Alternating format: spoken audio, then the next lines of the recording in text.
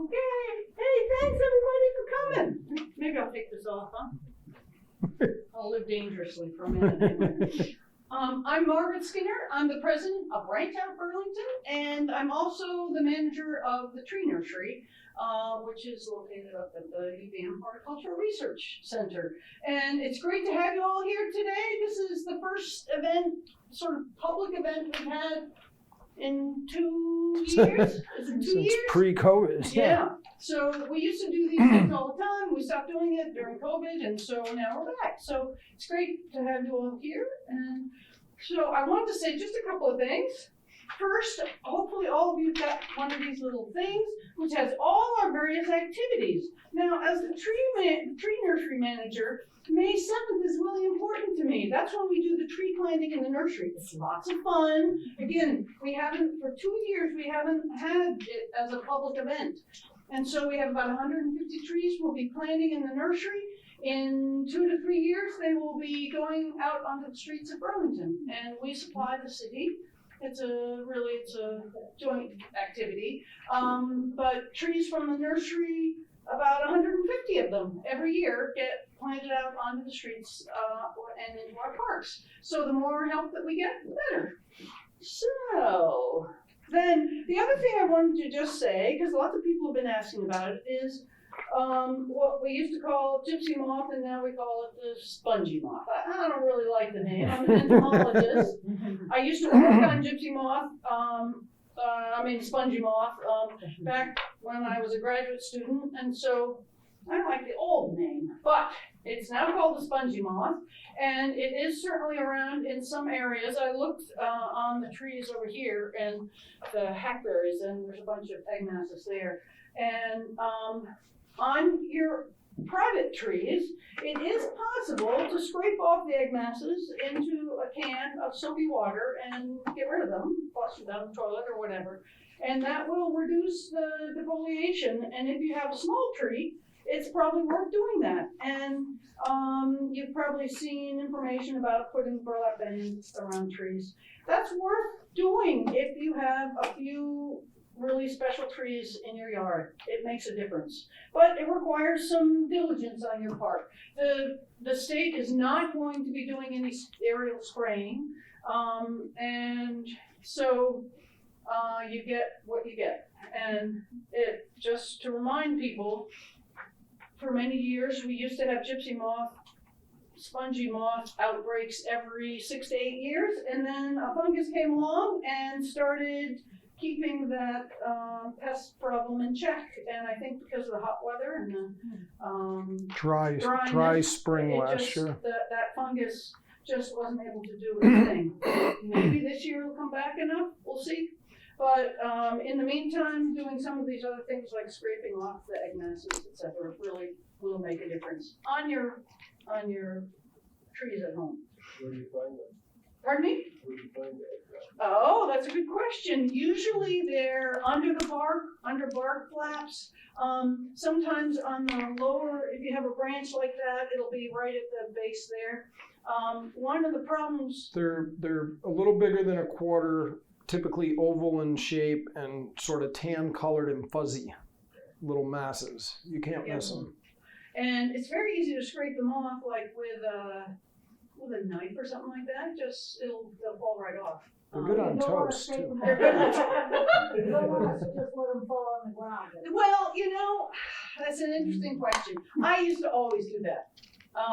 And the experts, they say you should really collect them because. I thought you were the expert.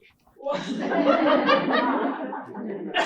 anyway, if you don't have something and you see an egg mass, scrape it off, and maybe the beetles and the ants will come on and get them. Or you scrape them off and kind of rub them into the ground.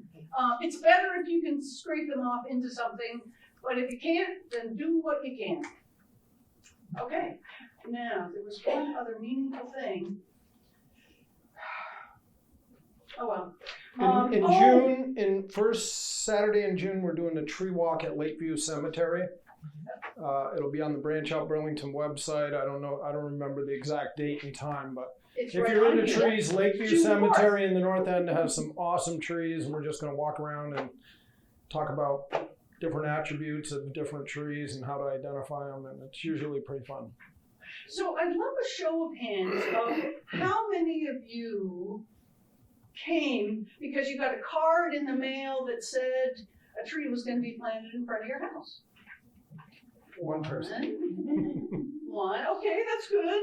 You know, one of the things that's been really important to me with regard to my involvement in Branch Out Burlington is to make sure that people within the city of Burlington or wherever realize that taking care of the trees on our street is all of our responsibilities, not just VJ and his team. And so if you see a branch that's broken off, you call him up and say, VJ, will you get out there? I call him up all the time and tell him. That's why he calls me boss now. But it really, he can't be everywhere. And so you are the eyes and ears of what's going on with the trees. And if you're so moved, you could even help water them. They, in the first year after a tree is planted, and you're gonna see trees all over the city that have those funny looking green bags. Those are, generally speaking, those are trees that came from our nursery. They're like my children. So the more that you care for them too, the better we all like it. And the better chance they have of surviving over time. I think that's the only meaningful thing I have to say. And thank you very much, VJ, and take it away. All right. I'm V.J. Comai. I'm the city arborist. I've been with the city for 4 years now. It was 4 years in February. And we're going to talk trees. When I'm done with this presentation, when I asked earlier, there wasn't a lot of you that are actually Burlington residents. How many? Show of hands. I'm going to give a little overview of what we've been doing in the city over the last few years and what our plans are moving forward. So when I'm done with this, if you want to leave, I won't be offended if you're not interested in what's going on in town. Trees for posterity. The British author George Orwell once said, "The planting of a tree, especially one of the long-living hardwood species, is a gift that we can give to posterity with almost no trouble and at almost no cost. And if it should take root, it'll far outlive the actions, the visible say of any of your actions, good or evil." Something to that effect. Interesting, when I read that quote, I wonder if George Orwell actually planted a tree in his life. And I think probably not, because unless you're planting a tree from a seed, it does require some effort, and it usually can be a considerable cost. But our goal is to plant our trees for posterity. And far too often, that is not the case because a lot of steps went wrong along the way.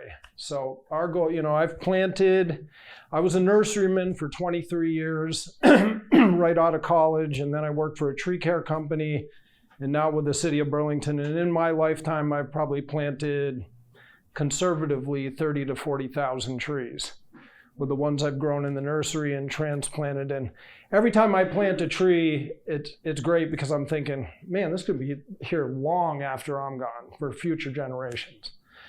Unfortunately, in the most extreme cases, this is the kind of thing we do.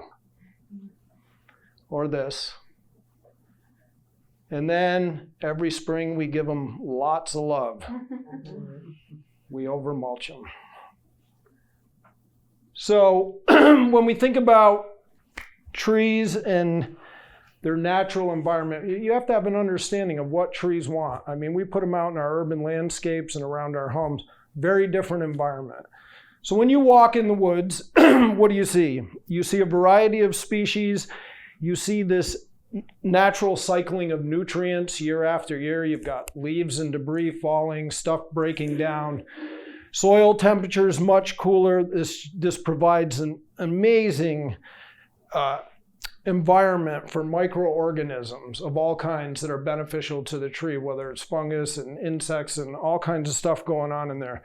And then if you take a hike in the woods, and you'll notice that even over short distances, the tree species will change. They all find their little niche. You're not going to see silver maples growing high on a dry mountain ridge.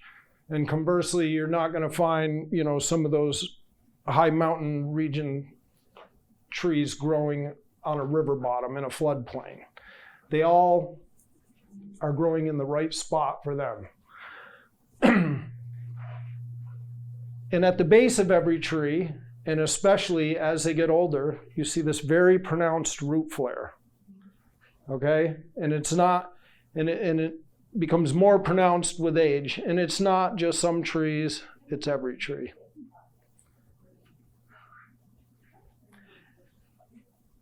And the bulk of the tree's root system that's uptaking water and nutrients is growing in that upper layer. I mean, some tree species will put down some pretty deep roots, anchor roots, but the vast majority of the roots are in that top layer where you've got all your nutrients, all that microbial activity, good moisture there, and most importantly, oxygen. Tree roots need oxygen to function. So they primarily in that top layer. So success in planting any tree starts with planting the right tree in the right place. So what does that mean? When you're assessing a site, you have a site on your property and you want to plant a tree, what kinds of things are you thinking about to find the tree that's suited to that site? Anybody? Amount of light. Amount of light, exposure, drainage. The height of the species. The overall height of the species, overall size. Anything else? Salt tolerance. Salt tolerance, if you're close to roadways, walkways, driveways, that's a good one. A lot of things to take into consideration. When you talked about drainage, you're talking about soil types.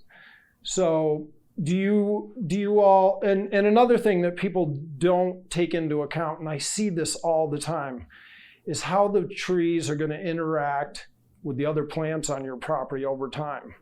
And I see this a lot when people plant their little home orchard. Oh, I'm going to buy a half a dozen fruit trees, and they plant them 6 feet apart. And that's great for the first few years, but then when the trees are starting to get up to fruiting size, what do you want in an orchard? You want it to be open with lots of light and good airflow. And they have these trees that are all crowded out. And I stuck this photo, and this is a landscape just to show you. I mean, maybe the intention here was to create a forest. I don't know, over time. But you've got, this white pine growing, 20 feet from an oak. That's going to be as big as the one in that first photo I showed you. So, soils are really important. I put this up here. This company I used to work for prior to coming to the city, and we did a lot of soil testing on properties. If you are on a site, new to you, you bought a new home, you built a new home, you might consider doing a soil test just to see what's there. More importantly is understanding the drainage of the soil. I mean, most of our soils around here, trees are not heavy feeders. It's not like trying to grow corn for one season where it's going to grow 6 feet in a year. Most of the macro and micronutrients that are important for tree growth are there in adequate quantities. Most soil tests, there's a soil testing lab at UVM, I believe. You can send it away to private labs. Come back, your main ones, phosphorus, potassium, magnesium, calcium, your pH, which, a lot of our common trees that we plant are tolerant of a fairly wide pH range, in that neutral range. But it may be important to know. I won't spend a lot of time on that. But more importantly, if you've done any amount of gardening on your property or digging, you're familiar with what your soils are like. And it may change from one portion of your property to another. So a sugar maple may be the right choice for one well-drained part of the property, but you might have a low spot where everything drains to that tends to stay wet, and guess what? The sugar maple's not going to make it there. So just some real basics about soil and knowing what you got. If I've planted many trees for people over the years, and I'll go on their property and they'll say, oh, we'd really like this type of tree, and I bring a shovel. They're like, wow, you're the only person who's ever come here and dug a hole. I said, well, I got to see what you got for soil. And you can tell a lot by digging a hole 8, 10, 12 inches deep and looking at the soil and feeling the soil. A sandy soil that's going to drain really rapidly, dry out rapidly, not hold moisture, is going to have that gritty feel to it, right? Larger soil particles. A clay soil that's going to be heavier, going to retain more water and nutrients, but also be slower to drain. You can actually wet the soil and press it through your thumb and forefinger and make a little ribbon with it. And then you have silty soils somewhere in between. So just having an idea of what you have for soils and drainage. You can, if a soil is poorly drained, if you dig a hole, you're going to see a couple of things, and you're actually going to smell it. That anaerobic, with that high water table and no oxygen, it's going to smell sort of septic-y or sort of rotting. It has a very distinct smell to it. You'll also see some mottling in the soil, like gray streaking and stuff. Again, most of you, if you're here, have probably spent some time digging holes in the ground around your property, so you have a good idea of what your soils are like. So we can buy trees in a number of different ways to plant. Balden burlap, container grown, or bare root. And bare root is not as common as it should be, and I'll talk a little more about that later. But so we're going to kind of go through that and what to look for in buying a tree. So bare root trees. Bare root trees are grown in native soil in a nursery and harvested. Typically, they're either hand dug or most often they're dug with a hydraulic machine, a tree spade. Can be a great way to get a pretty sizable tree. The cons to that is this thing weighs, several hundred pounds, depending on the size. You may need specialized equipment to move it around. When these trees are harvested from a nursery, they can lose up to 85 or 90% of their existing root system is left in the field. So this is the way I grew trees for many years. This was a photo taken at the nursery I managed back in 2013. If you're going to buy a tree, Balden burlap, some things you're looking for. As a standard for the industry, the root ball diameter should be 10 to 12 inches of diameter root ball per inch of caliper of the tree. Sometimes I'll see trees in garden centers that, a 2-inch tree with a 12-inch root ball. The other thing, you want to make sure that it's centered in that root ball because you're losing a lot of roots already. So if they cut it really close on one side, make sure the root ball's solid, it's not falling apart. Some of these bigger garden centers manhandle these things with machinery. They drop them, they bang them around, they get banged around on the truck. You're making sure that the tree's not all scarred. So here's a good example. It's about a 2-inch tree that's about a 28-inch root ball there. And they typically have a wire basket. Container grown trees are a great way to plant a tree, especially for the average homeowner. You can get a pretty sizable tree in a plastic container. It's easy to handle. You can put it in the back of your Volvo or whatever you have for a car, get it home and plant it. I see a lot of the same problems with container grown trees that I see with trees grown in a nursery in the ground in Balden burlap.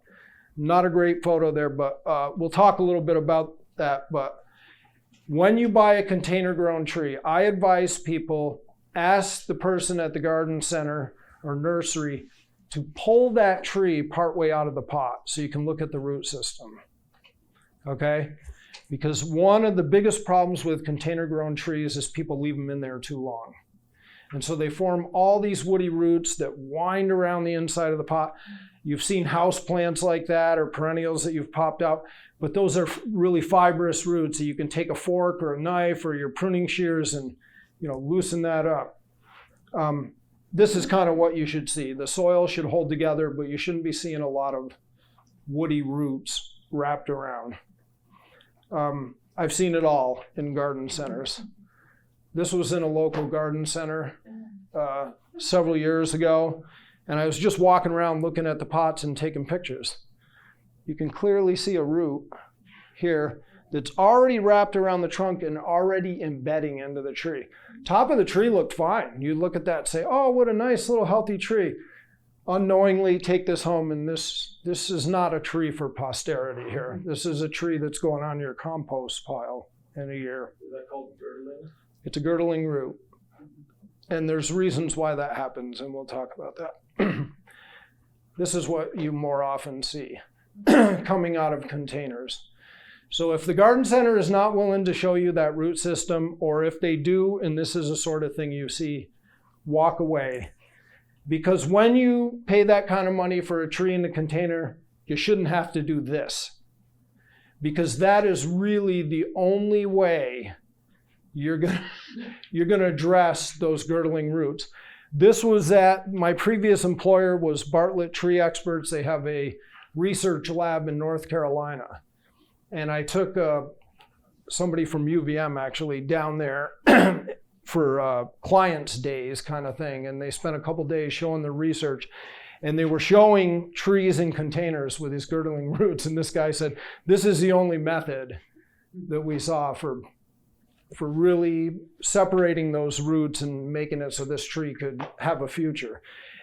And that thing was sharp as a razor, and he went around and then he teased all those roots out and they planted it. And of course, you're setting the tree back. The whole idea with a container grown tree is that unlike the Balden burlap tree, you've got the entire root system of the tree there. So if it's in good shape and it's planted correctly and put it in the ground and you don't have these girdling issues, you can have good luck with it. This is a tree they had on the same property where they didn't do their axe treatment and just put it in the ground. This was about 6-7 years later. And this tree is not showing, the crown was not showing any outward signs yet of these girdling roots, but it's just a matter of time. And we'll talk about what happens there. One of the big pitfalls and what leads to failure down the road of any tree, whether it's container grown or nursery grown or even bare root, is being planted too deep. Okay? Sometimes the trees come from the nursery that way. I spent a summer doing consulting work for the state of Vermont, for the Department of Transportation, as a consulting arborist, where I oversaw the planting of trees on one large project in particular in Morrisville. Over 700 trees were put in on this stretch of new road that they built. And about 75% of the deciduous trees, this is what we found. I had the landscape contractor open the root ball of these trees, the top of the root ball, and search for that root flare. Remember the root flare we saw? And you can see here, this is what we found. We're not even down to the root flare yet. Really, really common. This is one of the trees on the same site. These are Felco pruners. They're 8 1/4 inches long. This was the soil line of the root ball. This sort of crook here is the graft union of this tree. So most of our trees, if you go out and buy a red maple, it's a named cultivar. It might be Northwood red maple, or you might buy a snowdrift crabapple. All these named cultivars or varieties, for the most part, are grafted. So typically 2 to 3.5 inches above that root flare is where you will see this graft union, and you can see down here just the beginnings of that root flare. So, and oftentimes if trees are planted this way, it does not kill them immediately. It happens over time. And so you have this tree and it's doing well, and then, you know, all of a sudden it's really starting to do what you intended it to do when you planted it. And you're like, what's happening to the top of the tree? It looks thin, it's dying back. And this is the issue we find. Sometimes it can happen very quickly. This was a tree I sold from my nursery. I sold to a landscaper. He bought, I think, 12 or 14 of them to line both sides of a driveway in a new home that had been built. This was in May of 2013. We had a ton of rain. He called me up the next week. These trees were all leafed out, starting to leaf out. They looked beautiful when they left the nursery. He called me the next week and he said, yeah, one of these trees just up and died. So I said, oh, I'll come take a look at it. We had a ton of rain. This is a heavy clay soil in Charlotte. This is a hybrid maple. It's a cross between a red and a silver maple. It's actually, I think it was an autumn blaze maple. So those two species tolerate, you think of them as trees that will take some heavy soils and wetter conditions. But when I looked a little closer at that tree, and I guess I don't have the photo, you'll notice the base of the tree looks like a fence post going in the ground. I excavated around it, and I know when it left the nursery that root flare was at the top of the root ball, because that's the way I planted it in the nursery. And he had gone in there with an excavator, dug these holes, plopped the trees in, and this was 8 or 10 inches too deep. This species has a very, very shallow root system. They're typically right up in the surface. So that soil was heavily saturated, those roots were buried, and the tree just petered out and died. And I'm going to drive this point home. This is another tree in Charlotte. This was a guy that called me on the 4th of July. He loved his landscape, and he said, hey, what are you up to today? I said, I'm just hanging out. He said, I have a maple on my front lawn, and I'm really concerned about it. I wondered if you could take a look at it. I said, sure. I'm not into parades or fireworks. I'm coming over. So he said, oh, I'm going to put my boat in the water, or whatever he was doing. He said, let me know what you find. So I pulled in this guy's driveway, and pulling up to this tree, I noticed two things. I noticed the top of the crown of the tree, to me, looked a little off color and a little bit thin. And again, the tree looks like a telephone pole going in the ground. I said, oh, I know what's going on here. So I started to excavate around it with a little garden tool. And this is what I found. These are roots encircling the tree. You can actually see a little bit of a swelling of the trunk above that point. So what happened with this tree, and there's a better photo. And so I called this guy. I said, John, I don't have good news. Your tree is done. He said, what do you mean it's done? I said, well, the tree got planted too deep, and over time these roots grew upward because they want to have more oxygen, and they tend to grow around the tree over time. And as the roots grow in diameter and the tree grows in diameter, it starts choking off that vascular tissue of the tree. And where you're going to start to see decline is in the upper canopy of the tree. I said it's too late, unfortunately. If you catch this problem early enough, if you notice there's no root flare on the tree, and you excavate and you find roots and you cut them, fine. But once you see that those roots are embedded and you're starting to see an outward decline of the top of the tree, it's done. And he didn't want to hear it. He said, oh, what would you normally do? I said, you go in there and cut the roots. You can actually take a chisel and pop them and pull them away and cut them away. Oh, I'm going to work on it. And I said, no, your tree's done. You'll take it down in a year. And he did.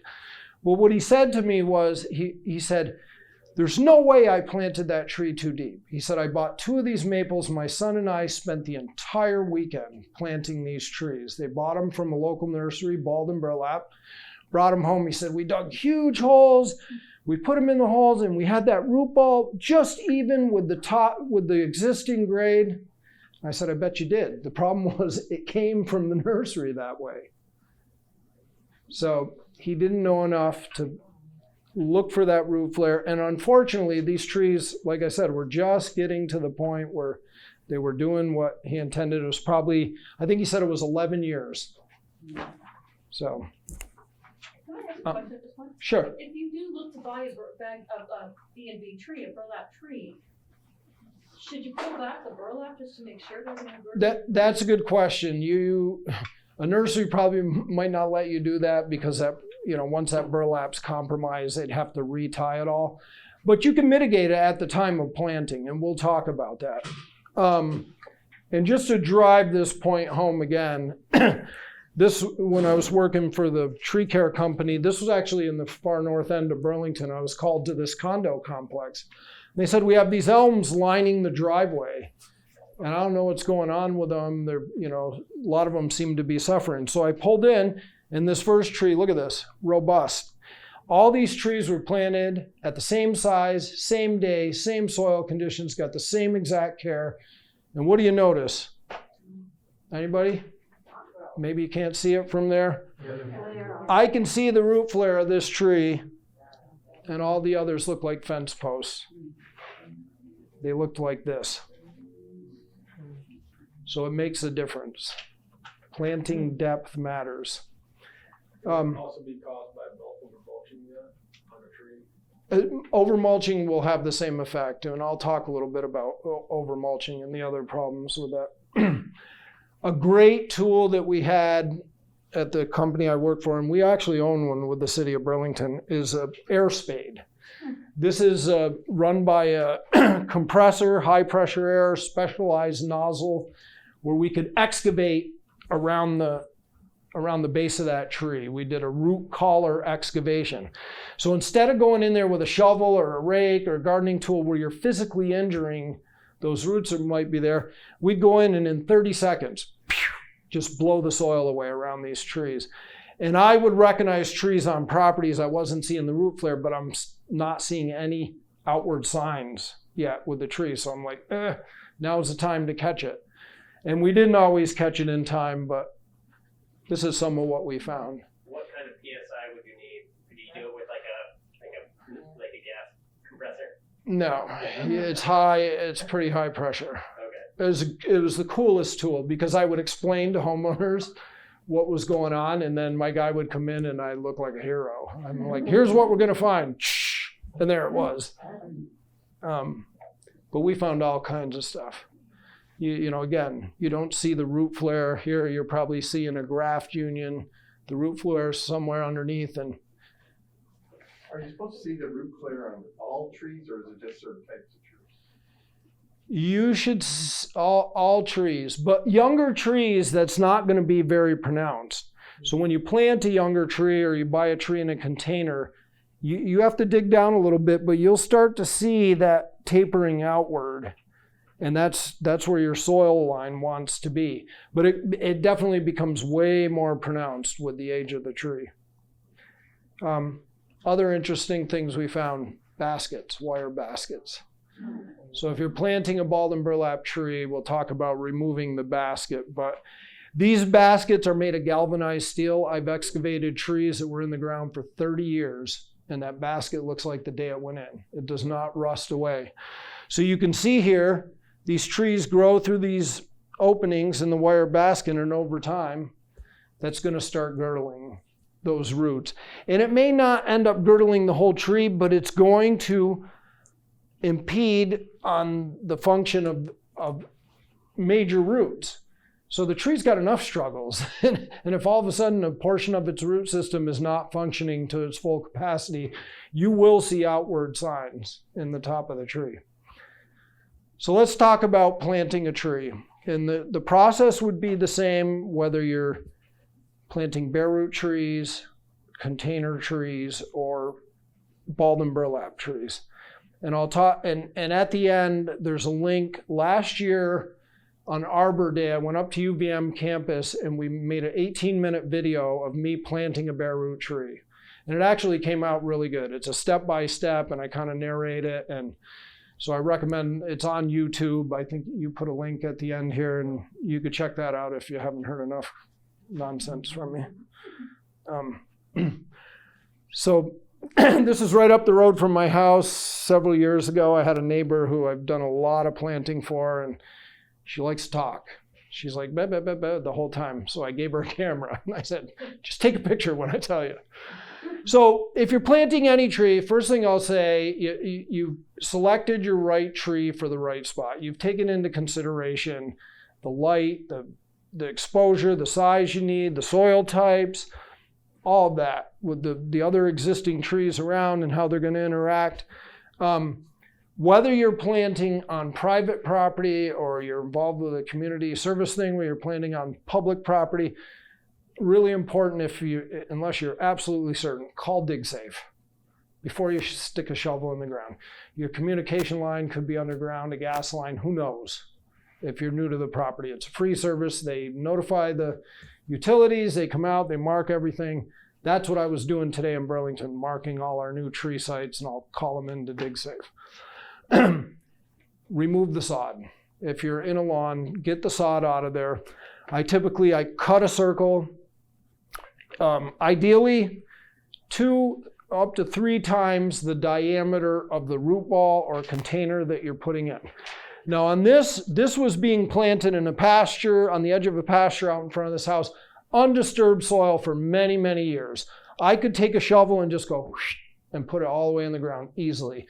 So I didn't need to dig this big hole. But if you're in a more compacted site, or the soil is rugged, the bigger the hole and you break that soil up, the better. I removed the sod, I cut a nice circle, then I cut all these little pie shapes and I skim it off just below the surface of the grass roots. I don't usually put that sod back in with the backfill, because one thing that's really important is good root to soil contact. And so when you start putting in these clumps of grass, you're gonna have air pockets in there. It's hard to chop it up. Use it to patch holes in your lawn. Throw it on your compost pile. I just usually don't put it back in the hole. How deep are we gonna dig that hole? How deep? Twice as deep, somebody said? Anybody else? Just as deep. How deep? As deep. Just as deep as the tree is. You don't want to go too deep. That's right. So you don't want to dig any deeper than the depth of that root ball from the bottom to wherever you determine that root flare to be. Okay? You don't want to go any deeper, because you're going to loosen that soil, then you're going to end up throwing it back in, and then it's going to settle, and the tree can settle, it can list, it can end up, being too deep ultimately. So if I were planting a Balden burlap tree or a container tree, the first thing I would do is make sure I can find that root flare.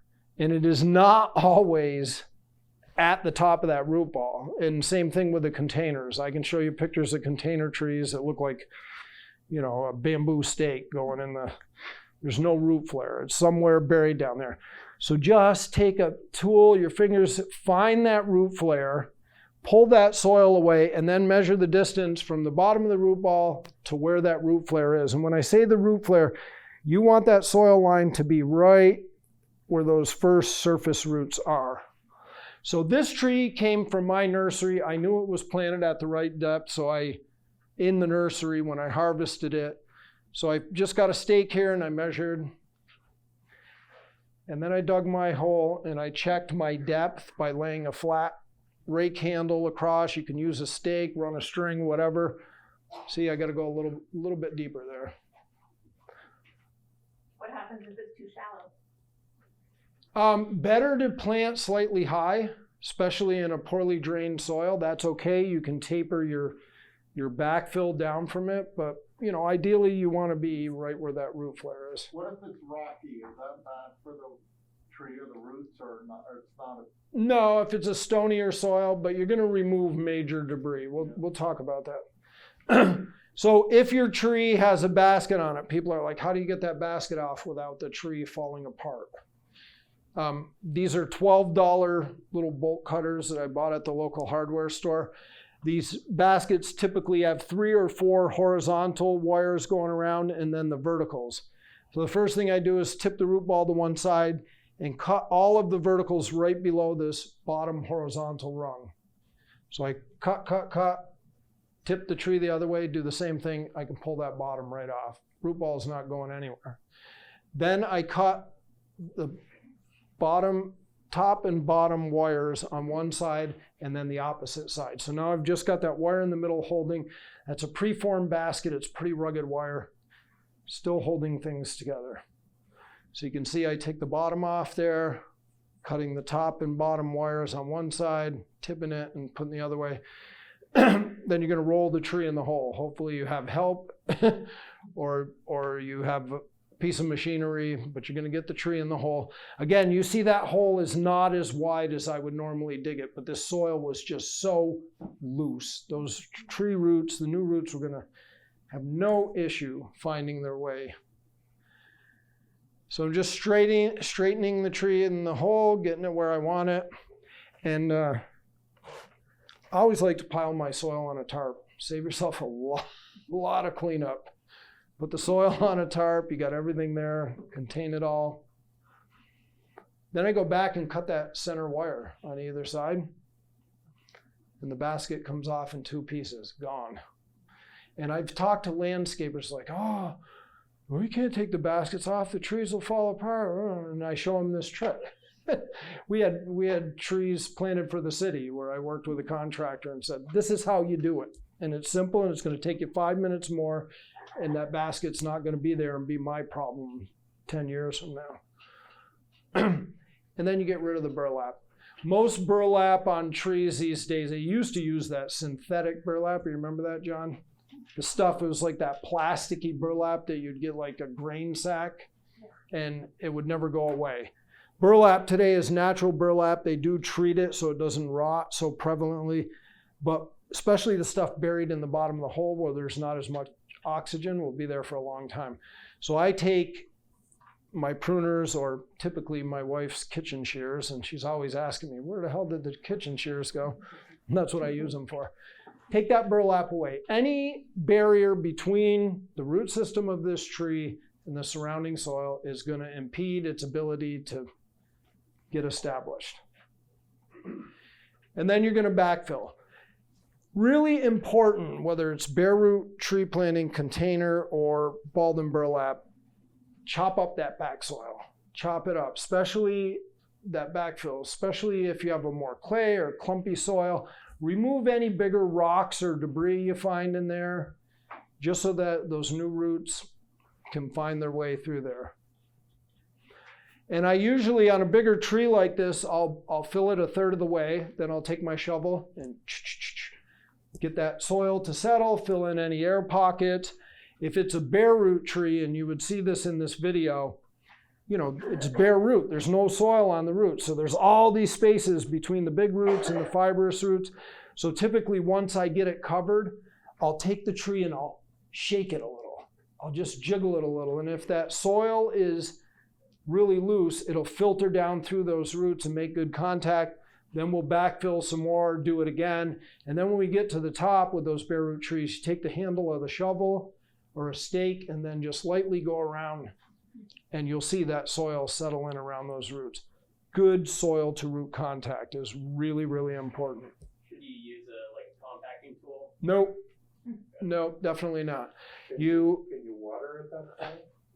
You can water at that point. Some people will put a slow trickle on there and let it soak in, and that'll help to settle the soil. People do it different ways. This is the way I've always done it. You see, I'm taking my shovel, going around the outside of that root ball, settling that soil, and coming up in lifts. And then some light tamping with your foot. You really don't want to stomp down hard. Do you loosen up the soil below the ball before you put it in, or do you just No, dig it down and let it? I just dig it to that level so it's got a good solid surface to sit on. You know, and like I said, and I've grown a lot of trees and I've seen so many root systems I can't count. Some will have deeper roots than others, some species, but the vast majority of those tree roots that are uptaking water and nutrients are going to be in that top profile of soil. So it's... Does the ball ever settle too far down? Like if that soil is really kind of loose, like you said, if it's, you know. Well, by time you get down, 30 inches, Yeah. it wasn't as loose. Okay. You get into more of a subsoil there. Got it. Okay. The soil profile changes, the top couple inches, and So you the can ball actually... won't force it to go down? No, It won't no, stick it. typically not. Okay. No. And then we mulch. So why do we mulch trees? Retain moisture, Retain moisture. add nutrients, It can improve soil quality over time as it breaks down. keep the weeds down. Keep the weeds down. What's a big one? For me anyway. Lawnmowers. Keep lawnmowers and weed whackers away. In the trees in their natural environment have that organic matter every year, and it's breaking down over time, and it keeps soil temperature is lower. It promotes that environment that's better for those beneficial microorganisms, which you will find in urban soils. They're there a lot of times, the mycorrhizae, fungus, their symbiotic relationship, they're there, and so we're providing a good environment. Mulch is generally a good thing. 2 to 3 inch layer, total. Not every year, and year after year. No, let's put 3 more, 5 more, 6 more, and never up against the trunk of the tree. Leave a space there. You can see here the root flare of that tree is right there. I can see it on the left here. So you're pulling that out away. If you start piling mulch around that bark, the bark tissue, the trunk tissue is very different than the root tissue. And over time, you'll get a rotting of the outer bark. It'll start to compromise the inner vascular tissue of the tree, fungus and all kinds of stuff. If you pile the mulch really high, like bark mulch over time, this kind of ground bark mulch, you ever see it midsummer when you try to put water on it? What happens? It just runs off. It forms like a skin, like a duck's back. So, trees around my house, I haven't mulched in years. I've used wood chips, and the last few years what I've been doing is when my leaves come down in the fall, I set up my lawnmower high and I mow over them, chop them up a little, and I rake them around this circle. Why? Because that's what they do in nature. That's what they want. The maple tree doesn't grow with ground pine bark around it, right? It grows with decaying maple leaves around it. So, people like this look. It has its purpose, but too much of a good thing. And, every year at this time of year, you're going to see in a couple weeks, here they come, the maintenance companies, and we're going to make this property beautiful, and they're going to pay us to kill their trees. We're just going to keep piling it on, and we sell it by the yard. So. Yeah, I was at my mother's house in New York, got one of wood mulch, put it around a couple of trees, and then gardeners came and they did the exact opposite. They got their leaf blowers out and they blew all the stuff away that I had put up around the trees. It was unbelievable. Well, I hear landscape companies, they say, but we remove the old mulch every year. Yeah. And I'm like, right. well, what's the purpose? Go in there every year and scuff it up. Loosen it up with a rake and it'll help it break down. And if if you want a fresh look, just put a little dusting on, but don't exceed that 3 to 4 inch layer. VJ? Yeah. Do you use chopped up leaf mulch when you first plant a tree? Like I save it, my leaf chopped up leaves. And if I'm planting trees, could I use that right from that? As mulch? Yeah. Absolutely. Okay. Absolutely. And that will decompose more than bark mulch, right? Yeah, it'll decompose So quicker. more of that. That's what the trees want. That's what they're growing with out in their natural environment. We didn't talk about, people often ask me about soil amendments. I rarely use soil amendments. Adding some compost to your backfill is not a bad thing. I mean, you're adding organic matter. It's going to help aerate the soil. It's going to add some micronutrients. Compost generally isn't high in like nitrogen, or it depends on the source, but adding organic matter is fine. The one time I would really recommend adding it is if you have a really compacted soil. If you're on a new home site, your home was just built and all that equipment was there, and when they came in initially, they skimmed off the topsoil, they did all their work, they drove all over, and then they took the topsoil pile and they, after digging your foundation and spreading that subsoil around the property, they put 3 inches of your topsoil back and grew grass.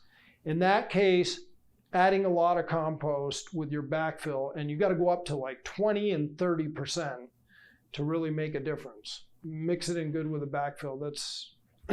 That's going to help. Adding fertilizers, I'd never fertilize trees in their first year. Let them get established. Another thing that people ask about is, do you prune at the time of planting? When I was in college, back in the day, and it makes me sound old. Conventional thinking used to be you buy a tree from a nursery that lost 75% or more of its root system at the time of digging. Boy, you better prune some of the top to compensate. No. What is every leaf on that tree doing in that first season? It's feeding the tree, right? It's photosynthesizing, it's feeding that root system, helping the tree to get established. The tree is going to react to losing 75% of its root system. It's going to have smaller leaves. It's not going to put out the growth it would have put out in the nursery. It will adjust over time, and it'll eventually regain that crown, root to crown ratio that it had prior. But I only if something's dead, diseased, damaged, or broken would you take it off. And I wouldn't prune for the first 2-3 years anyway. Let the tree get established. Every leaf on the tree is feeding. The circumference be compared to The bigger the better. The mulch ring, the bigger the better. In a perfect world, every tree in a landscape, I would have a mulch ring right out to the drip line of that tree. But yeah. And then watering. And watering is so key. And it's throughout the establishment period, which for some trees could be several years. And even then, if you have a droughty year, water your trees. I mean, here I just got a hose running on this. Typically when I plant a tree, in a landscape, I run a hose out there and I put it on a trickle. And I just let it be a slow soaking over time. And you want to wet the soil outside of where that root ball is, but you want to put it right there, because until that tree puts roots out into the surrounding soil, it's getting its moisture just from that root ball. So, know your soils. Obviously, if you're on a more clay soil that holds a lot of moisture, you don't have to put as much water on. Margaret, I think, mentioned earlier about the watering bags that you see around Burlington. That is a great way to water. The reason being is that twofold. You know the amount of water you're giving to the tree. The gator bags that we use that Branch Out Burlington bought for us are 20 gallons. They zip around the tree, you stick a hose in the hole in the top, you fill it up, and it drains over the course of about 5-6 hours. There's little pinholes in the bottom. So it's a slow soaking. If you went out and tried to put 20 gallons of water on a tree with your hose on full blast, what happens? Yeah, a puddle in the street. How do you know how much you put on to start with? And most of it's just running off. So those watering bags are key. If you plan on planting some trees this spring, I believe Branch Out Burlington has them for sale. All the proceeds go to Margaret's retirement fund. Isn't that right? Great way to water trees. How much water? A tree of this size, 2 to 2.5 inch, 15 to 20 gallons a week. Of course, depending on your soils, but depending on what we're getting for rain. Now, people will see these flash downpours for 10 minutes. Oh my God, it rained so much. You know how much rain we got? 1/10 of an inch. So use some common sense. But throughout the establishment period, and we water trees here in Burlington right up till, I think we took the bags off in early October. I want them going into the winter fully hydrated. So. Do you think the gator bags for second-year trees or just first-year trees? We only put gator bags on trees. So we're planting in Burlington spring and fall now. So we planted about 185 trees last fall, and we'll be doing another 200, a little over 200 this spring. So all of those will get gator bags. The fall planted from the previous year and the spring planted throughout that first growing season. We have not gone back and put bags on ones we did 2 years ago. Although when I'm out watering, like last year, I did hit some trees from the year before because we did have a dry spell early on. I was getting a little nervous. But hopefully they're well established enough, and with a layer of wood chips, and it just gets to the point where it's just impossible for us. We're planting a lot of trees, but we try to stay ahead of them. But in your home landscape, water those trees. In 10 years from now, if we get in a bad drought, put a hose out there, put a sprinkler, give it a good soaking. It doesn't have to be every week all the time, but just to get it through those driest periods, for sure. What would be the equivalent rain accumulation to a gator bag, like 20-gallon gator bag for It'd probably equal about an inch. an inch, inch and a half. I don't know exactly. The nice thing is it's just that slow soaking. So it's slow enough that the water, even in a heavier soil, it's going to have time to drain. It's not going to sit there. So, yeah. What about those drip hoses? Yeah, those can work well too. Yeah. Yeah, it's just drip line, or I don't know, what are the other names for it? Drip irrigate. Yeah, you can put that hose around. It's got little pinholes, very low pressure, and it's just, the whole idea is that slow, even soaking, so it really can get into that critical root zone. Should we stake trees? Not like that. People always ask me, should we stake trees? I don't like staking. We do stake all our young trees in Burlington for a couple reasons. We're planting them bare root, but mostly because they're on the side, they're between the sidewalk and the road. There's a lot of foot traffic. It's kind of a way of saying, hey, there's a newly planted tree here, watch out for it. Most of the trees, even the bare root ones, if they're planted properly, they're pretty sturdy in the ground. They will shift a little over time. If you're in a high wind area, or if you're planting a tree with a shallow root system, or it was a little loose in the root ball, yeah, sure, stake your trees. Use a good stout hardwood stake, keep it pounded in outside of where the outside edge of that root ball is, get it in there enough so it's good and sturdy. You run a wire from the stake around the tree, but not around the tree, just around one side. And something to protect the tree from the wire, because this is what can happen. So we've used old garden hose. We now, thanks to Branch Out Burlington, they bought all these tree straps for us. They're a nylon strap. They come 12 to 18 inches. They got a grommet on both sides. They're about 1 inch to 1.5 inches wide. They're easy on the trunk of the tree. You put them around, you run the wire through, and those do really well. You don't want that thing piano string tight. You want the tree to have some movement. What you're doing by staking is keeping it from blowing over. But actually that movement has been shown to stimulate root growth. If you go down by the lake and you see look on the prevailing wind side of the trees, on the northwest side or west side, you'll see more of a pronounced root flare and big buttress roots. That's in reaction to that tree being pounded by wind all the time. Over time, that root system built up on that side. So if you're going to stake trees, the trees that we plant in town, we put in ones last fall, they'll remain staked until this coming fall. And the ones we put in the spring, typically for a full season, and then we take them off in the fall.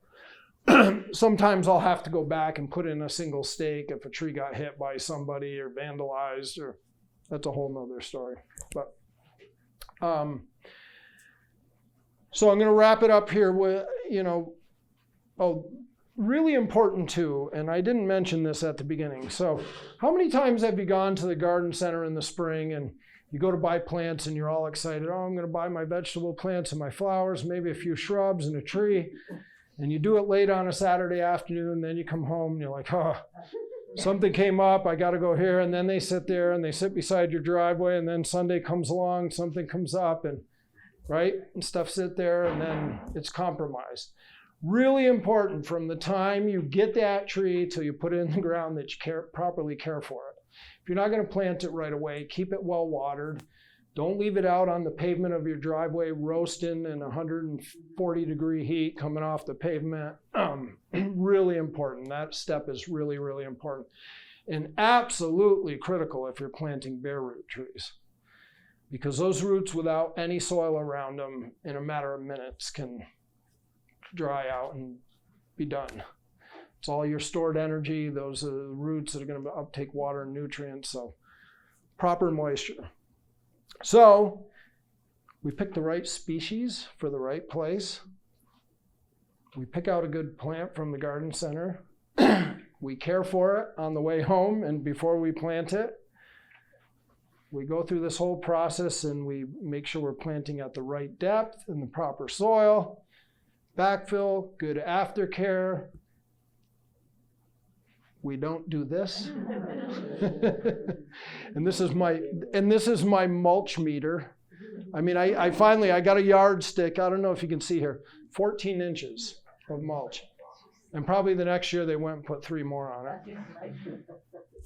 And if we do all that, and we care for these trees down the road and we help them through the tough times, we'll be planting trees for posterity, for the next generation. So over here this is the bare root tree planting video that we did, and it's pretty entertaining. It's worth watching if you're into it. And go ahead. I want to mention one thing, as far as protection with the mulch as well. I made a mistake. I had an ornamental buckthorn. It wasn't invasive or anything. It was like a small tree. And I thought, okay, I'm going to put down this landscape fabric. I put down this mulching material. Didn't over mulch it. But what happened was I created a home for voles. Oh, yeah. And in the spring, I moved it. And it was the vole basically ate all of the roots. On the inside, hanging out in there. Yep. Like, there's a safe place to live. So what I did was I had to pull it. It ate the whole thing. And it was a pretty long winter. They were hungry. I've never had this damage before. So it was kind of interesting. But the other one, what I did was I took a hardware cloth and I dug it down to protect the other one. Right. Pull the mulch away from it. Yep. And I actually didn't use that landscape fabric around that one. That one didn't get affected. Yeah. That one wasn't. So another reason not to overmulch is to avoid the rodents. I assume in Burlington there are rodents like in Shelburne. I would think so. You must have critters that would girdle a tree or. Yeah, especially we don't see it on the streets, but if you have trees in your backyard or close to unmowed areas or wooded areas, yeah, that's a good point. Protection in the winter for, what's that? Tree collars. You can also get the Tree guards that wrap around. Like you said, you can use hardware cloth. You want to go, 18 inches to 2 feet up the tree. But rabbits too will girdle. They'll eat that outer bark and then you're done. So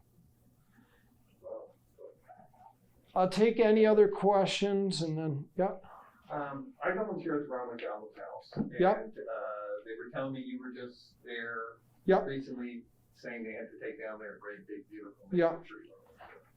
And the replacement you suggested was a sycamore tree. So I was curious, you didn't want another maple tree going in there. Is there something, was it just to have a different tree, or are you not figuring it's a good environment anymore for maple? I'm not planting sugar maples anywhere, to be honest with you. Why is that? The long-term prognosis for sugar maples with a changing climate is not good. In any urban environment, and especially on a property like that where there's a lot of activity outside there in the summer around the root system of that tree, sugar maples they're like the canary in the coal mine of trees. They are hypersensitive to soil compaction, road salt, pollution, high temperatures. They don't like it. And not only that, there are other sugar maples still on the property. So in the interest of diversifying, putting a fast-growing species there that's going to be really interesting. Have you seen big old sycamores and what they look like? I didn't like them. Oh, you didn't like them? You don't like them? We thought it was a great choice for the site. We could go with a number of things there, but diversification is key too. Okay. Well, You know, one of there's- the other things about sugar maple, he talked about the compaction and everything. It's a shallow rooting tree. Yeah. So whatever happens close to the surface, the roots are impacted by it. That's why compaction is an issue. Yeah. That's why sometimes Changing drought is a problem, and also salt. and changing grades and all. I mean, sugar maples are so temperamental. They're so temperamental. And what are, Only if something's dead, diseased, damaged, or broken would you take it off. And I wouldn't prune for the first 2-3 years anyway. Let the tree get established. Every leaf on the tree is feeding. The bigger the better. The mulch ring, the bigger the better. In a perfect world, every tree in a landscape, I would have a mulch ring right out to the drip line of that tree. But yeah. And then watering. And watering is so key. And it's throughout the establishment period, which for some trees could be several years. And even then, if you have a droughty year, water your trees. I mean, here I just got a hose running on this. Typically when I plant a tree, in a landscape, I run a hose out there and I put it on a trickle. And I just let it be a slow soaking over time. And you want to wet the soil outside of where that root ball is, but you want to put it right there, because until that tree puts roots out into the surrounding soil, it's getting its moisture just from that root ball. So, know your soils. Obviously, if you're on a more clay soil that holds a lot of moisture, you don't have to put as much water on. Margaret, I think, mentioned earlier about the watering bags that you see around Burlington. That is a great way to water. The reason being is that twofold. You know the amount of water you're giving to the tree. The gator bags that we use that Branch Out Burlington bought for us are 20 gallons. They zip around the tree, you stick a hose in the hole in the top, you fill it up, and it drains over the course of about 5-6 hours. There's little pinholes in the bottom. So it's a slow soaking. If you went out and tried to put 20 gallons of water on a tree with your hose on full blast, what happens? Yeah, a puddle in the street. How do you know how much you put on to start with? And most of it's just running off. So those watering bags are key. If you plan on planting some trees this spring, I believe Branch Out Burlington has them for sale. All the proceeds go to Margaret's retirement fund. Isn't that right? Great way to water trees. How much water? A tree of this size, 2 to 2.5 inch, 15 to 20 gallons a week. Of course, depending on your soils, but depending on what we're getting for rain. Now, people will see these flash downpours for 10 minutes. Oh my God, it rained so much. You know how much rain we got? 1/10 of an inch. So use some common sense. But throughout the establishment period, and we water trees here in Burlington right up till, I think we took the bags off in early October. I want them going into the winter fully hydrated. So. Do you think the gator bags for second-year trees or just first-year trees? We only put gator bags on trees. So we're planting in Burlington spring and fall now. So we planted about 185 trees last fall, and we'll be doing another 200, a little over 200 this spring. So all of those will get gator bags. The fall planted from the previous year and the spring planted throughout that first growing season. We have not gone back and put bags on ones we did 2 years ago. Although when I'm out watering, like last year, I did hit some trees from the year before because we did have a dry spell early on. I was getting a little nervous.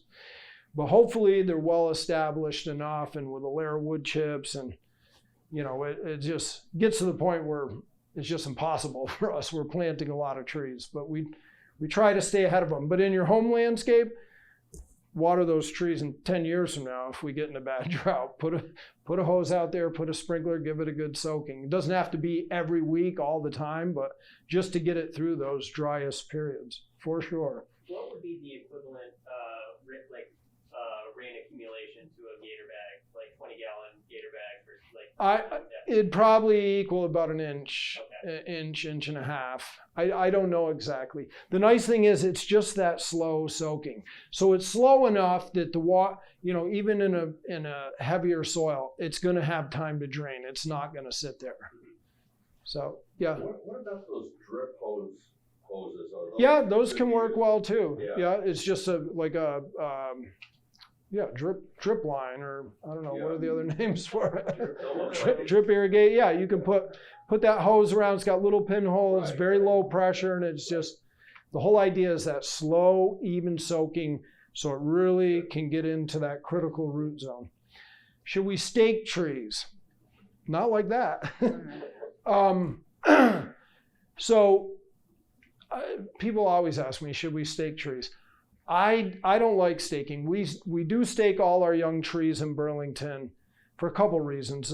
We're planting them bare root, but mostly because they're on the side, they're between the sidewalk and the road. There's a lot of foot traffic. It's kind of a way of saying, hey, there's a newly planted tree here, watch out for it.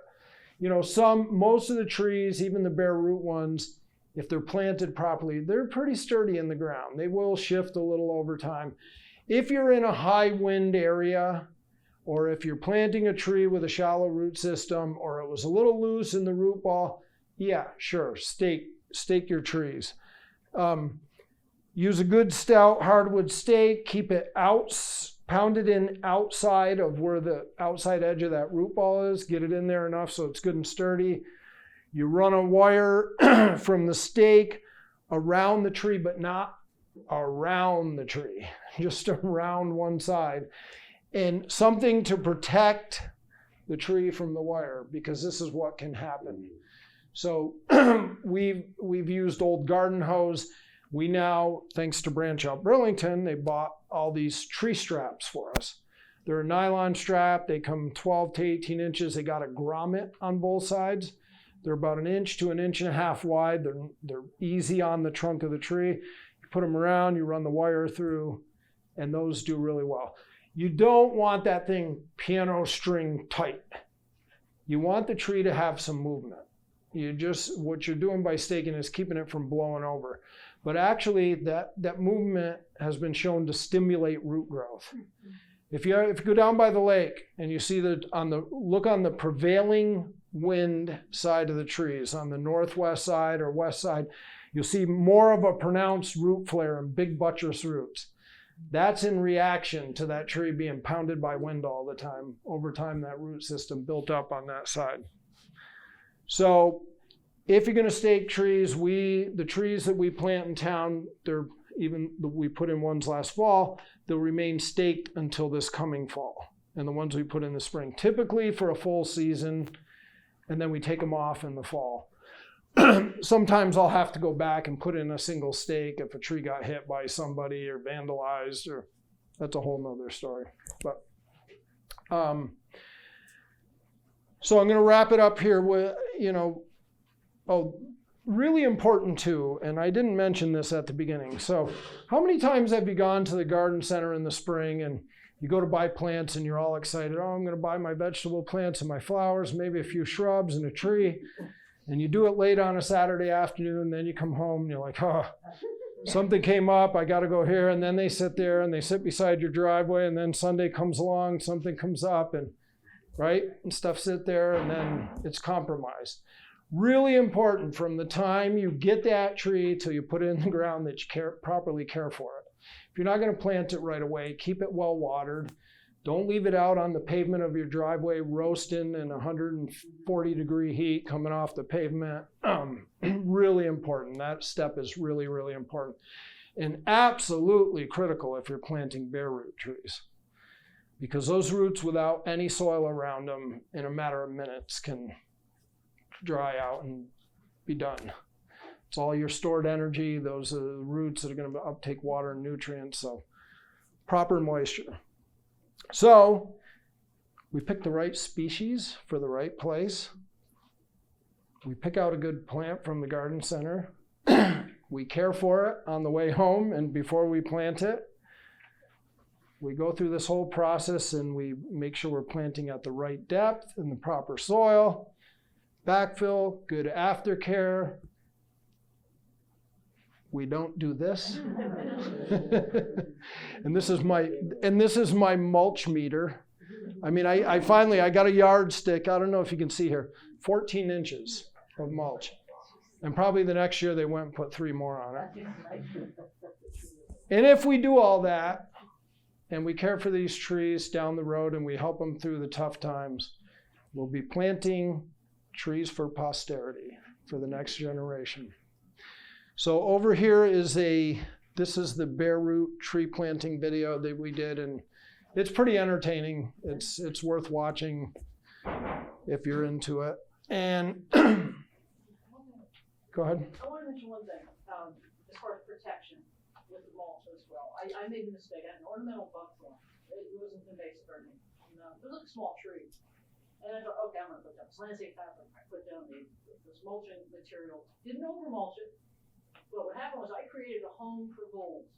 Oh, yeah. And in the spring, I moved it, and it was this, the vole basically ate all of the roots on the inside, hanging out in there. Yep. Like, there's a good day, there's a safe place to live. So what I did was I had to pull it. It ate the whole thing. And it was a pretty long winter. They were hungry. I've never had this damage before.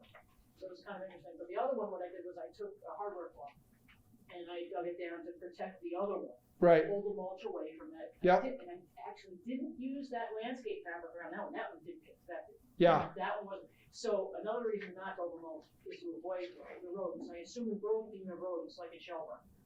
I would think so. You must have Yeah. critters that will girdle a tree or. Yeah, especially we don't see it on the streets, but if you have trees in your backyard or close to unmowed areas or wooded areas, yeah, that's a good point. Protection in the winter for, what's that? Tree collars. You can also get the Tree guards that wrap around. Like you said, you can use hardware cloth. You want to go, 18 inches to 2 feet up the tree. But rabbits too will girdle. They'll eat that outer bark and then you're done. So I'll take any other questions and then, yeah. I volunteer at Ron McDonald's house. And, Yep. they were telling me you were just there Yep. recently saying they had to take down their great big beautiful Yeah. maple tree. And the replacement you suggested was a sycamore tree.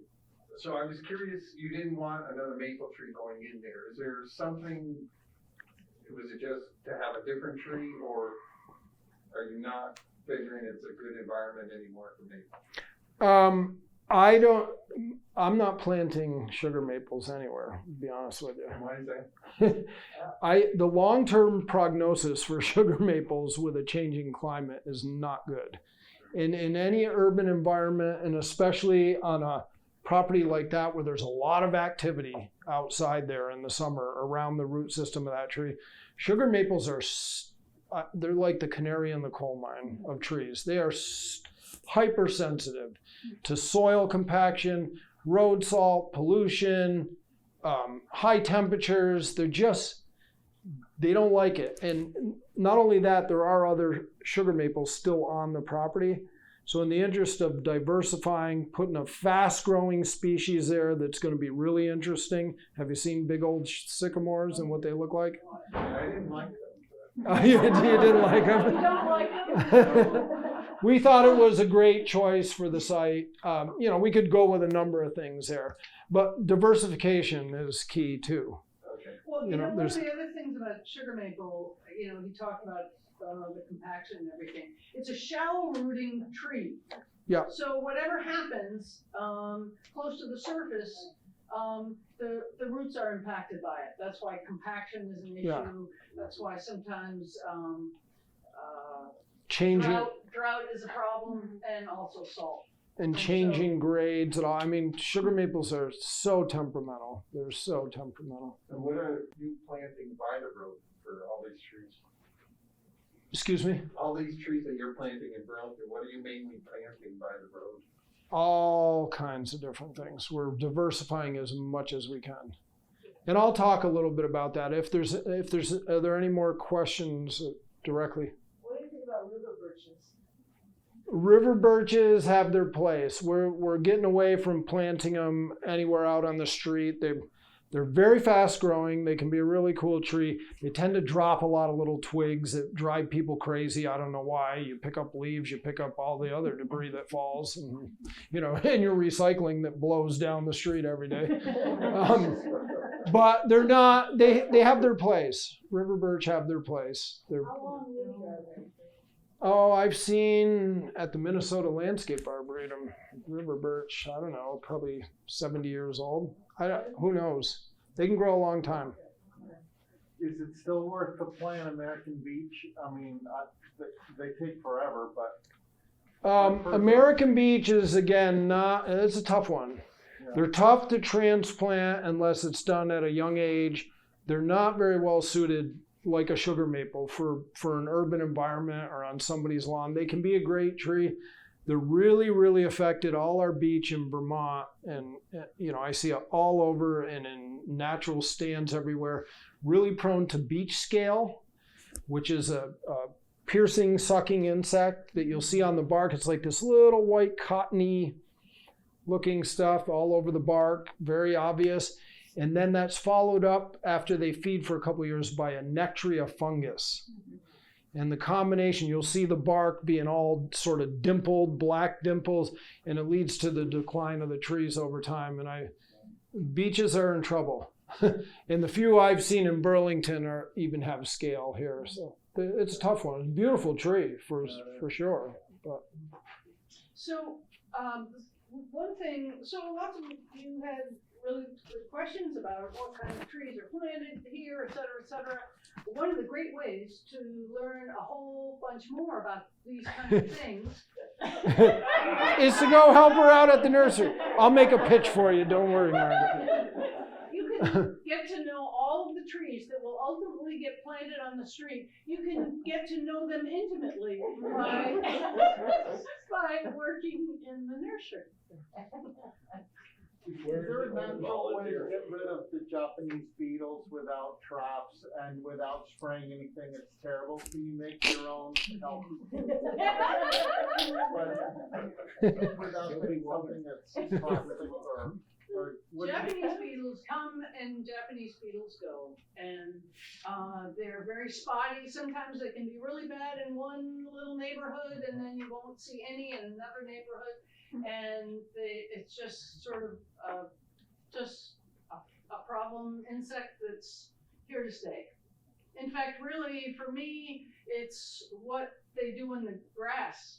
Or it's not what they do, it's what the grubs. Well, I don't care about the grubs, it's that the skunks come along and look for the grubs, totally destroy the yard that way. So there's no simple solution for Japanese beetle. Will that prevent like the lap-time cherry from fruiting at some point if they stain the leaves, or that doesn't really hurt the tree? So I didn't quite hear. Sorry. I got 4 trees from Branch Out Burlington 4 years ago. 3 autumn radiance maples, they're doing beautifully. And a lap-time cherry, super strong, but the Japanese beetles descend on it. They love the cherries, yeah. And they eat away the leaves.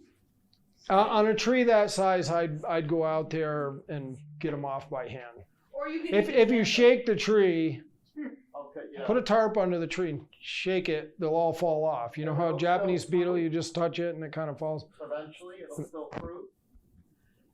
Yeah, I mean, if you want to, when it's a young tree, you're going to want to do as much as you can to protect it. Okay. But again, Japanese beetles, usually they'll be bad for a couple of years, and then they're kind of cyclical cyclical. Okay. For a while. What about adding earthworms or nematodes or those sorts of things? Does that help at all? If you have decent soil to begin with and you provide this good environment, all that stuff's there or will be there. I don't know. Japanese beetle? No. Just in general, just for the health of the trees. You know, what you need to so because some are eat roots, some don't. Right. Okay. Well, there would be no point in putting nematodes unless you had an insect that you were trying to treat, and even then, I'm not sure how effective it would be in general. Okay. And one other question: how big a tree can you transplant? Generally speaking, does it depend on the species? I mean, They have moved trees on large estates, historic properties, like massive oaks and massive maples, really? using cranes and special. I mean, there's really no limit based on if you have the budget and equipment. I tell people, I don't like planting trees bigger than 2.5 inch diameter.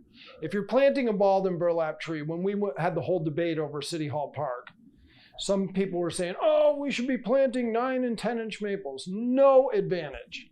Because, as I said, they're losing so much of their root system. And there's been studies, people say a year per inch of caliper. before that tree really, starts to get back to its previous root to crown ratio. So if it's a 10-inch tree, even if it's well cared for, it can just sit there for years, and the 2-inch tree, it's going to get its feet under it, and 15 years down the road, you might not know the difference. So there's really no advantage. Start with a smaller tree, take good care of it. It's much easier. There was a guy from Vermont who consulted on a project in Georgia, I think it was a golf course, where they moved massive live oaks. I mean massive, 2 and 3 foot diameter trees. I was mainly asking because I think it's a type of birch, but it's very close to my house, and it's too close really, and I'm afraid we have a lot of squirrels around, so I'm afraid the squirrels are gonna be running up and down and jumping on the roof. And how big in diameter is it? Say 2.5 inches. Oh, that could be moved. Yeah. Could either be hand dug, or you could find somebody with a tree spade on a tractor that, if there's room, they could maneuver in there and dig it. Because I just assumed that- Call Dig Safe. Okay. Might be right over your gas line. Right. Oh, I'll do that. Trust me. Are any of the people here tree sale customers that are picking up trees this time? Oh, yeah. Okay, so you will, if you haven't already, you will get an email that says when you should pick up the tree, and it's sort of staggered depending on your name, your last name. So, good. And you can watch that video and know that you're planting. And then, and I've given this talk before, and then I see people weeks later and they're like, oh my God, so many trees out there planted too deep. There's no root flares anywhere. And even landscapers have told me that. Oh my God, I've gone back to jobs that we did 10 years ago and realized we've been doing this wrong all this time. And quite honestly, when I started in this business, nobody was talking about planting depth. Nobody, I don't know if they we never heard about, make sure that root flare. Now it's a big thing because we're seeing, I went to school 35 years ago. Now we're seeing those trees dying.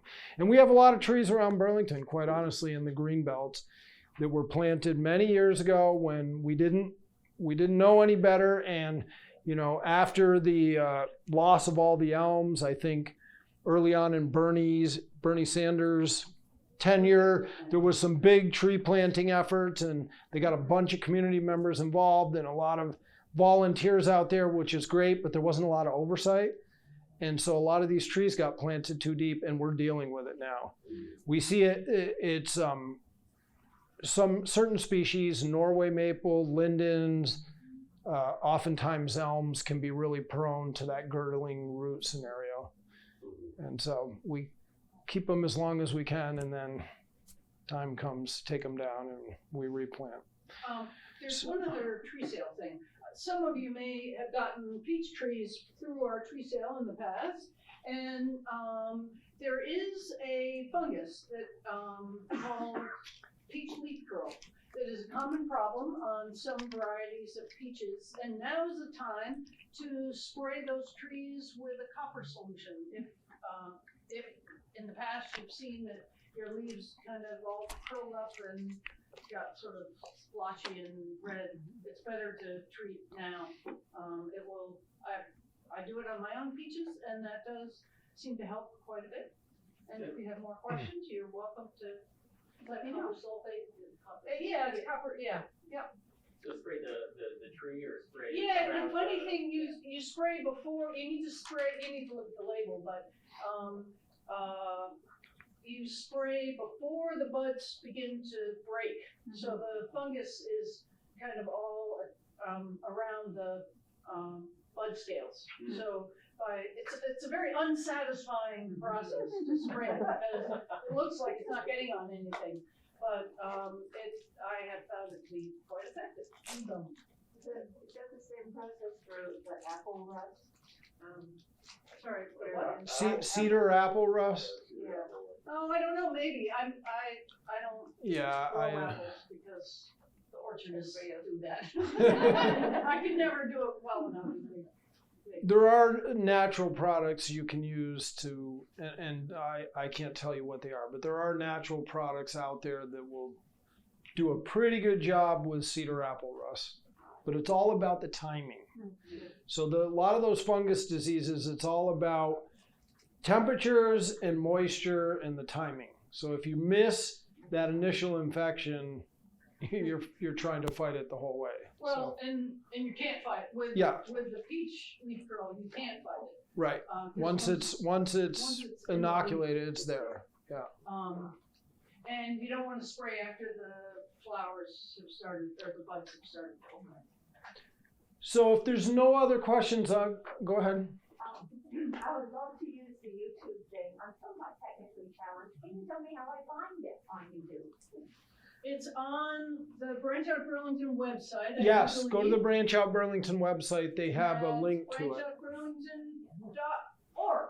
www.branchoutburlington.org. We've been having a few issues with the server, so hopefully it's fixed, but anyway. But if you have a problem, send me an email and I'll, despite my technical challenges, I will find somebody that knows the answer. So if you're interested, and if you're not, don't feel bad and get up and leave. I'm going to just talk a little bit about what have we been doing since I've been here in Burlington. What are our major challenges? What we've been doing if you're interested. Yes? No? Can I ask one more question? Yeah. The tree house that's down here. Yeah. Oakland.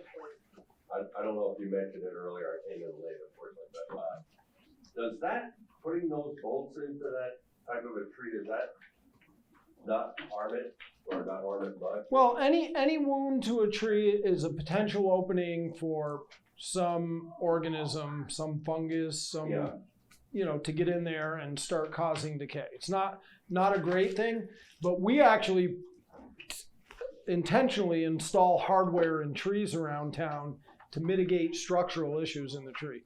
We go down to the waterfront, the alley of heading north from the Echo Center on the bike path, the alley of those silver lindens. 2 years ago, we went and put brace rods in them. We drilled through and put 3/4 inch threaded rod because they have such terrible structure that we were afraid a big storm was going to come across the lake and just tear those trees apart. So there's a ton of hardware in there. We put cables in trees. Trees will grow right around it and be fine. So, yeah.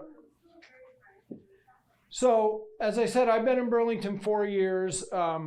I started in late February of 2018, right at the time that the debate was heating up over City Hall Park. I was like thrown into the middle of this whole debate. Within 6 weeks of starting this job, emerald ash borer was first detected in the state. So I'm like, oh great, we got emerald ash borer in City Hall Park, fun. So that, emerald ash borer has had an immense impact all across the country. It's now in 39 states. If you don't know the history, it started in the Midwest. Supposedly came in on the wood of packing crates or pallets. This beetle came in and was transported, and the story goes on. It's now here in Vermont. It will have a significant impact to our urban tree canopy. Thank you, John. John was my tech guy. He's one of our parks planners. I don't do tech, so I'm like, help me. Significant impact to Burlington. We currently manage, I have a crew of 4 full-time certified arborists that work with me.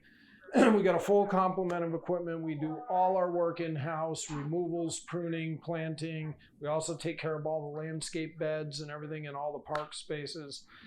And we manage about 13,000 trees. That's all the trees in right-of-ways between the sidewalk and the road, all throughout the town. And then all of our managed park spaces, meaning the mowed areas of the parks where you see planted trees, and 3 cemeteries.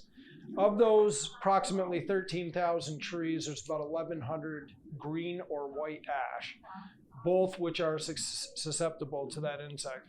So it's like 9.5%. About 925 of those when I started are greenbelt trees. So I'm like, oh great. I knew emerald ash borer was coming, but I'm like, we gotta start being proactive here. What are we gonna do? Well, your options are remove the trees now, remove the trees when the insect gets here, treat or treat. to protect against the insect. Treatment involves the injection of an insecticide in the tree every 2 to 3 years for the foreseeable future. Emerald ash borer is not going anywhere fast. It's a huge expense.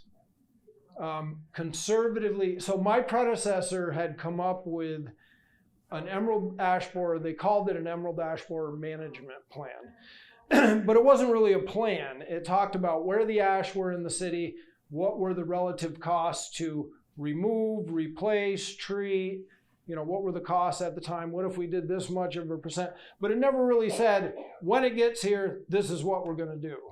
So to me, that's what a plan is. So I didn't really have a plan. I had a lot of good information to work from. So all of our inventory trees are kept on an inventory software called TreeWorks. So I can go into my office and I can say, oh, you live on Beale Street, 52 Beale Street. Oh, you have a ornamental pear growing there and it's this size and the last time we pruned it was boom, boom, boom. We keep all that information. So I went in there immediately and said, okay, where's all our ash trees? I was pretty familiar with Burlington, but not that familiar. So I identified all the areas where there were ash in the city, particularly in green belts, and I drove around and started looking at them. And what I found was in a lot of areas, we had ash trees growing and the spacing between the ash allowed for us to start planting in between. And I thought, whoa, maybe this isn't a challenge, maybe this is an opportunity. Let's get in there and start planting now with a wide diversity of species, because in my mind, treating wasn't an option.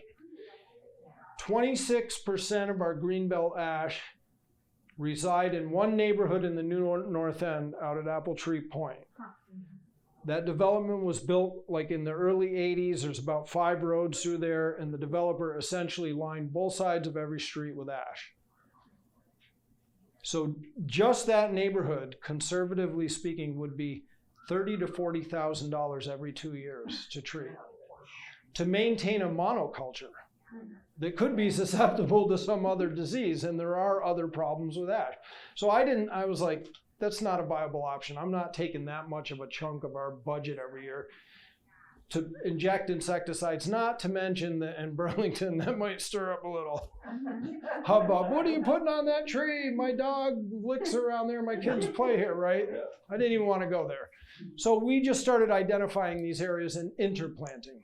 You will see this in that neighborhood. You'll see it on Upper College Street, South Winooski Ave, East Ave, Mansfield Ave, everywhere that we could plant a new tree next to an existing ash. In the south end, we've got Ferguson and Lyman Street and Southwind condo development off of Flint Ave. And to date, we have already planted replacement for almost 65% of our greenbelt ash, with a whole variety of species. So for me, it was the opportunity to further diversify our canopy, because guess what? There's something else coming, right? There was the Dutch elm disease, there's emerald ash borer, there was the chestnut blight back in the early 1900s that wiped out all the American chestnuts. There's oak wilt on the horizon that's been found in Western New York State. So diversity is key. So that's one big thing we've been doing. Prior to my coming to the city, the city was planting trees in the spring only, and their primary, pretty much their only source for trees was the Branch Out Burlington Nursery, which was great relationship. They raise money in the tree sale, they fund everything that goes into the nursery as far as irrigation and the grow bags that we put them in, and they supply the volunteer labor. But the city was planting about 120 to 140 trees a year in any year. I can look back at our inventory and tell you that. Well, the problem was that that's just about keeping pace with our natural attrition from removals. Storm damage, vehicle strikes, vandalism, construction, infrastructure work that compromises a tree and it's got to come down, or just not trees die. So we were removing almost that many trees a year. So we had no net gain. So I thought, we really got to up our game here. How are we going to do that and do it with the same budget, same amount of people? We got to plant more efficiently. So one thing we did was I approached Branch Out Burlington. I said, hey, you got more space up there. Let's expand the nursery. Let's get more trees out of there. So over the last 3 years, we've expanded that nursery almost half again its size. So in the coming years, instead of getting 150 trees, we should be over 200. So that'll be good. The other thing we did was, and my predecessor never did this, and I don't know why, but I started researching, let's plant trees bare root. Back in the day when the city did all this tree planting under Bernie Sanders after the elms went away, they bought Balden burlap trees. So they had volunteers out wrestling these things around, and you needed equipment. You had to dig huge holes, and you could only put so many on a truck. And try getting around Burlington with a truck and a trailer and a tractor. So I started, prior to the advent of the tree spade, to dig that way. That's how nursery sold trees back in the day. Horsford's Nursery, their oldest nursery in Vermont, you ordered your trees, they dug them up bare root in the spring, you went and got them, and you put them in the ground. So it's a great way to transplant trees. You're getting more of the root system. Hell, I can carry 4 in each hand and walk down the street with them. So I had met a researcher from Cornell University years ago and heard her talk about bare root tree planting. And she's one of the top researchers in urban forestry, so I contacted her. And they've been planting trees in Ithaca, New York, with Cornell University using this bare root method. So she gave me all this information. She hooked me up with a nursery in Western New York State that specializes in digging these trees and shipping them bare root. So they dip the root system in a polymer. And so the other thing, I said, wait a minute, fall is a great time to plant. We're really busy in the spring. We're having to clean up all the park spaces. Besides, let's plant both spring and fall. We can double what we're planting, right? We can make the season longer, and we can use bare root trees. So all that said, and we started targeting, in the past, they would plant, 2 trees over here and 1 over here, and they'd go up Buell Street and Loomis Street, and they'd see an opening, they'd plant 1 tree when there were 6 openings on the street. I'm like, well, wait, that's not very efficient. If we're going up that street, we're going to plant every available spot on the street. So doing all that, and not spending any more money or hiring any more people, last year, this past calendar year, we planted 475 trees.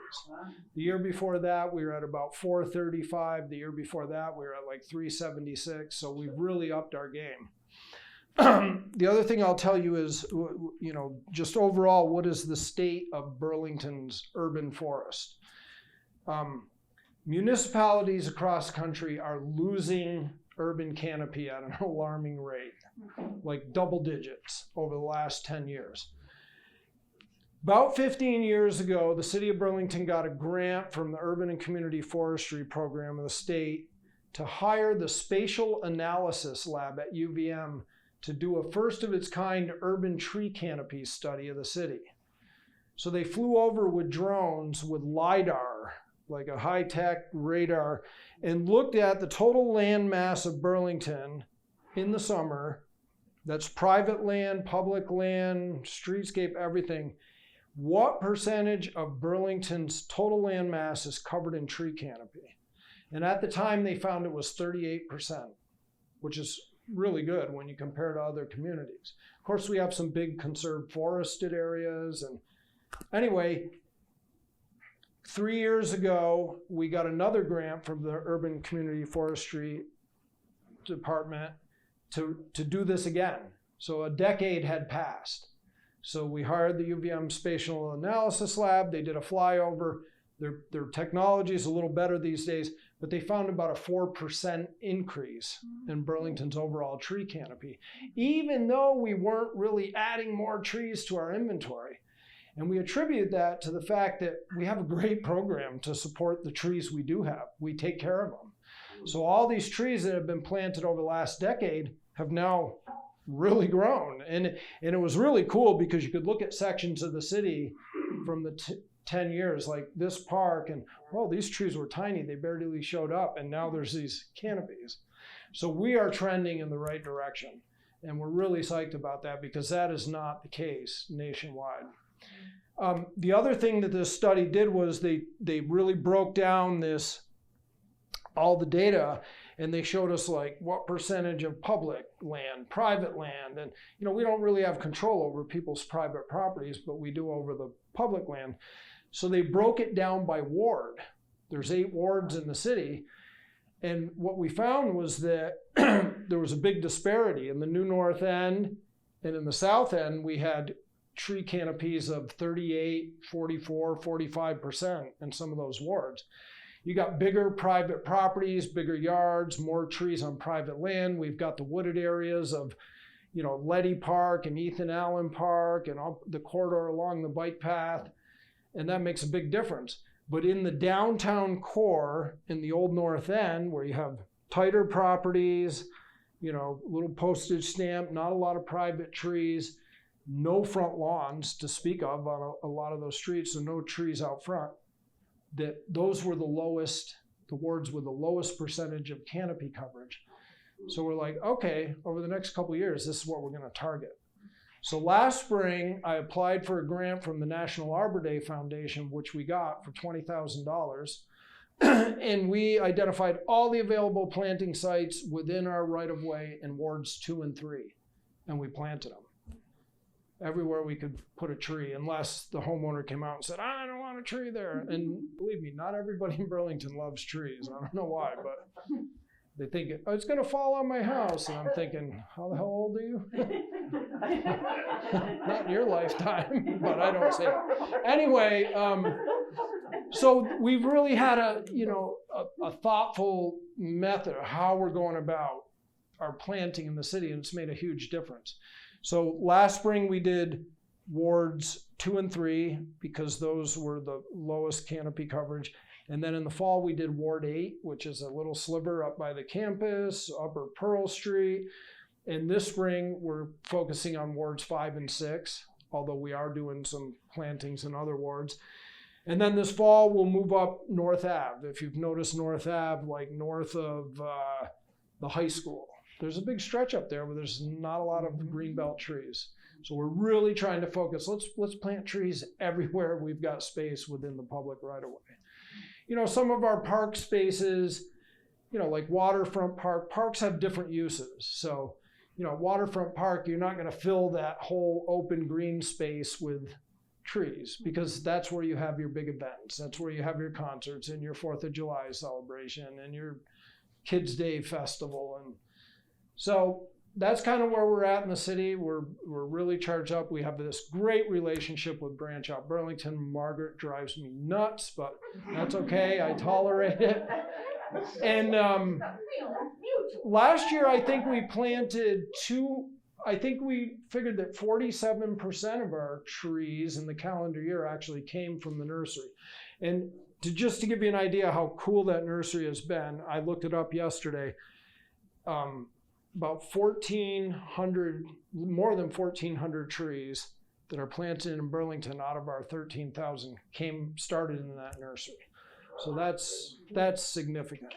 And in the coming years, it's going to even be more because, as I said, we expanded it. So with the trees you're planting, you're not doing like the big shade trees anymore, right? You're not doing like the equivalent of an elm tree or anything. We are. The problem is in Burlington, throughout much of the city, what's on one side of the road? Overhead utilities. And so you saw that photo. Back in the day, nobody thought to look up. And so these trees got planted and we have to carve out the center because our crew does all the line clearing work for Burlington Electric. We do a contract with them every year. My guys are just finishing that up. So now on the side of the street with overhead utilities, we're only planting species that don't achieve heights of more than 25, maybe 30 feet. And it's not a lot of species. We don't have a big palette of species. But anywhere where we've got the green belt to support it and the open space above, we're planting elms, maples, oaks, sycamores, London plane tree, catalpa. I mean, some of these trees are going to get giant. So yes, we want canopy. The one other thing I'll mention that Burlington has invested a lot in, and you will see moving forward, was you've all seen those 2 blocks of St. Paul Street that were rebuilt a couple of years ago. So probably 6-7 years ago now, the city of Burlington adopted new standards called the Great Street Standards for streetscapes in that downtown core. If we're going to rebuild a street, you know, we're going to have standards for the paving, bicycles, trash receptacles, lighting, bike lanes, rain garden, green stormwater infrastructure, because we all know the problem with Burlington's combined sewer and stormwater, and the fact that the city's, most of it's built on a hill heading down towards the lake. So the city invested a lot of money, and if you go up St. Paul Street, the trees that you see that appear to be in a standard tree grate in the sidewalk, like you see on Main Street and Church Street, there's actually these soil cells, they call them silva cells, underneath the pervious pavers in both directions out. So we're providing, in some cases, up to 1,800 cubic feet of soil per tree. And there's been studies to show a tree that grows to a medium size at maturity or a large size at maturity, what's the minimum soil volume it needs to achieve that. So it's deceiving because what you're seeing is, you know, looks like a standard tree grate. And if you walk up Main Street around the corner by the Flynn Theater, you'll see honey locusts planted in a 4x4 cutout in the sidewalk. And that is all the soil they have. To both sides is compacted road base. Go ahead. So you were just telling us before how the trees need nutrition, and naturally it came from the leaves. Right. How does that work in that system? So that's a good question. So the soil that went in there was imported. So it was, and it had to meet certain standards, certain percent of compost, and there still is debris filtering in to those tree grades. There's leaves, there's debris breaking down over time. And the pavers, the brickwork that's around those areas is pervious too. So the rainwater can go down in. So that is a good question, but you know, trees in our green belts are deprived of nutrients and soil volume. They've only got so much room there, right? So that's big. And now Burlington, just at the past town meeting, voted to use tax increment financing funds to do this rebuild of Main Street from South Union Street to Battery, which will be doing the same thing. It'll look much like St. Paul Street. There will be rain gardens, we'll be capturing stormwater. The big trees that you see along that stretch, like those western two most blocks, will go away.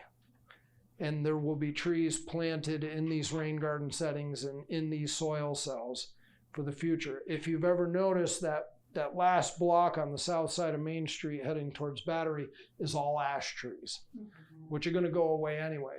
On the opposite side of the street in that westernmost block are some big old lindens.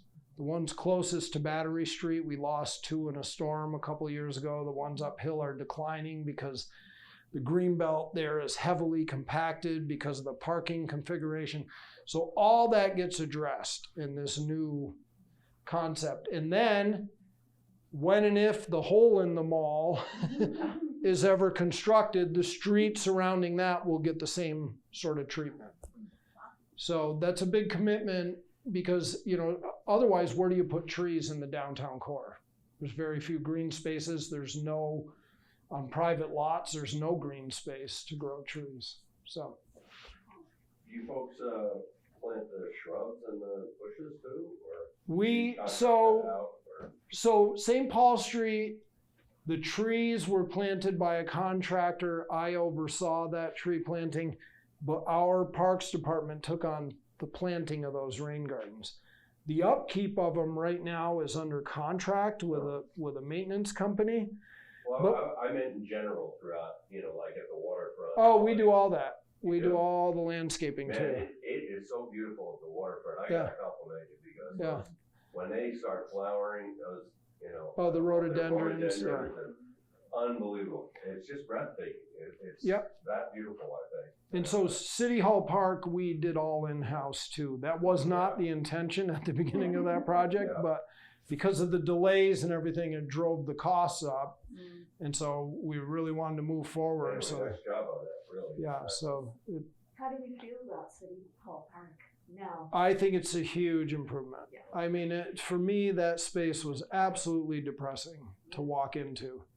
35-40% of the soil was compacted like concrete. Oh, yeah. Not all the trees. I mean, we did take down some perfectly healthy trees, no question about it. But we did that to make room for better infrastructure, for dealing with the stormwater on the site. So to me, those were trade-offs I could stomach for the long term. Prior to the renovation, the only flowers in there were some annuals that we used to plant on the corners. There wasn't a flowering shrub, there wasn't a perennial. There's 3,500 perennials and grasses in there now. There's over 400 shrubs. I mean, if you walk down that Main Street stretch when it's all in flower, look at the butterflies and bees. It's back to life. Do you plant conifers and evergreen? Oh, sorry. Do you plant conifers and evergreen too, or mostly? We do not plant any. Since I've been here, we haven't planted any. Obviously in the streetscapes, it's an issue because of sight lines. Yeah. Like if you're pulling out of a driveway, you can't see the kid on a bike. And in the park spaces, the evergreens, it can be some issues with safety, quite honestly. I mean, people camp out under things. Go down and look in those rhododendrons. You'll find little campsites. So all this major construction done around the roundabout. Yeah, round and around. Up here? Yeah, which is a bit of a bone of contention for me. But anyway. Oh, you're that sorry person. About that. But now that I see all the work, all the nice compaction that they're doing, so all the places they dug up, they're throwing in lots of rocks and gravel and then tamping it down. How is a tree? You promised. You promised. You were going to plant trees. So right now, all the work that's being done up there is on underground utilities. So I saw a map of what was underground there. It's absolutely insane.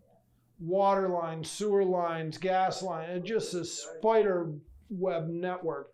So they had to deal with all that underground infrastructure. And as obviously, a lot of that's going to get paved over, Margaret. So if you don't compact as you backfill it, when you go to pave that 5 and 10 years down the road, it's going to be sinking. This is when be Greenbelt. No, so those roads, South Willard Street and South Winooski, there's going to be a little bit of a realignment there. Like the road is getting shifted a little. So when they get to that point, the green belt where trees will be planted, there are specs that gets dug out and replaced with good soil to a depth of 4 feet. I've seen all the specs. And there will be a ton of replanting. A lot of trees went away along that stretch, but those plans have been in the works long before I came here. I didn't even get to weigh in on them other than tree species that'll go in there after the fact. So, there's always, in an urban environment, there's always this juggling of needed infrastructure, housing. I mean, it's a big issue. We need more housing in Burlington. Where are you going to put it? There's a lot down the road here, a wooded lot, and people are having to fit. You can't cut down those trees and build houses. Where are you going to put houses? You either go up, right? And people complain about the height of buildings, or you build on, vacant lots. It's got to go somewhere, or I don't know what the answer is, but it's a constant battle. We're constantly fighting, sidewalk replacement work, water line work that's impacting our right-of-way trees. And we do the best we can to try to work around it and save what we can. But do you work along Riverside Avenue with the erosion and stuff? Well, I haven't done anything there, but that bank going to the river is pretty sketchy. Over the years, I mean, back in the day, stuff was dumped over there, and there's rotting debris and timbers, and some morning somebody could wake up and Riverside Ave could be in the river. Do you do anything in Winooski, or do you have a counterpart in Winooski that? No, we don't do anything in Winooski. The only 3 cities in Vermont that have a full-time city arborists are Burlington, South Burlington, and Rutland. And South Burlington and Rutland do not have a fully staffed crew and budget like we have here in Burlington. And if you're a Burlington resident, whether you know it or not, a portion of your taxes that residents voted on many years ago, there is a dedicated tax for our greenways. So like 1/4 of 1 cent or whatever it is from your taxes goes directly into my budget to help take care of our green infrastructure. I have a technical question. Because I walk by there all the time on South Village from south of Main Street. Yeah. There were several trees cut away over the years, like Yeah. mature trees. But they were never replanted. Is it part because of the spacing and the old roots are there? Like, when you replant, do you actually take the old roots out, or you plant in between, or how does that? That's a really good question. So my policy since I've been here is that I want to see a new tree go in where one was removed within a calendar year. Unless it was never a good viable site to begin with and the tree never should have been planted there. One issue that, so we've been doing that for the most part. I mean, a lot of the trees on our planting list this spring that are not in the wards 4 and 5 that we're concentrating on are going in where we took out trees in the last calendar year. One of the problems we run into is there's a lot of stuff underground. So in neighborhoods where there's houses in relatively close proximity and driveways in between, you don't have a lot of green space there. And if there was an existing tree, where does the water main come into the house? And where's the shutoff? And where's the gas line? Sometimes there is no other place to put a tree once we dig safe it. And even like with stumps of larger trees, even if you have that stump ground down, they can't go down deep enough to actually plant another tree on top until that decays enough to the point, many, many years. The city does not own a stump grinder. They're a very, very expensive piece of machinery. They used to rent one out once a year or every other year, and it was a very inefficient way to grind stumps. 2 years ago, we did a contract we put it out to bid, and we had somebody go around and grind all our stumps. Now we have a backlog again. And I've talked to, when we put it out to bid, we sent it out to 7 companies and only 1 even bid on it. Because it's a pain to go around the city of Burlington and park equipment. And nobody wanted to do it. And Burlington's a tough city to work in, let's face it. So now we have a backlog of stumps again that we need to get ground. And I talked to the same company and they're like, yeah, we'd love to do it, but we've got a backlog of our own. So it's kind of a dilemma for us. But I was out marking tree planting sites today where we'll be planting, offsetting an existing stump by 6 or 8 feet, and we can get a tree in there, and the stump may be there for a while, but we do the best we can. So. How about, I don't know if you spoke about this already, but how about utilizing the flat roofs, more and encouraging that, I don't expect you folks. Like green roofs? Yeah. That's a big thing, but the building has to be constructed from day one to support that.